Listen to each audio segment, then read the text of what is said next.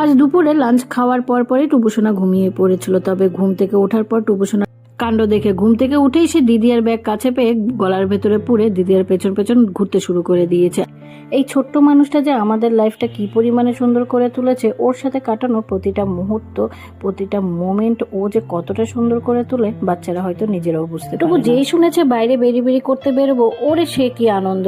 তাই তিনি টুপুসোনা মামামার সাথে যদিও বেরোয়, তবে আজ যেহেতু দিদিয়াদের কাছে পেয়েছে তাই তার আনন্দটা বেড়ে দ্বিগুণ হয়ে গেছে। বাড়িতে যদি কোনো লোকজন আসে, টুবু যদি তার খেলার সঙ্গী পায়, টুবু না একটু বেশি খুশি হয়ে যায়, ভীষণ এক্সাইটেড থাকে। তাই টুবু দিদিয়াদের পেয়ে সারা বিকেল বেশ এনজয় করে কাটিয়েছিল পার্কে গিয়ে। বাড়ির খুব কাছেই একটা পার্কে নিয়ে গেছিলাম, তাই সন্ধে হওয়ার আগেই ফিরে এসেছিলাম। দেন সন্ধে দিয়ে শুকনো জামা কাপড়গুলো তুলে দিয়েছিলাম। টুবু সোনাকে সন্ধ্যের টিফিন খাইয়ে আমরাও টিফিন করতে বসেছি। তবে এর কাণ্ড দেখো, মামামের কাপ থেকে সে চা খাবে। টিফিন ছেড়ে শিপা সোনার ডান্স এনজয় করেছিলাম। দেন ডিনারে ছিল mixed fried rice, chicken Manchurian.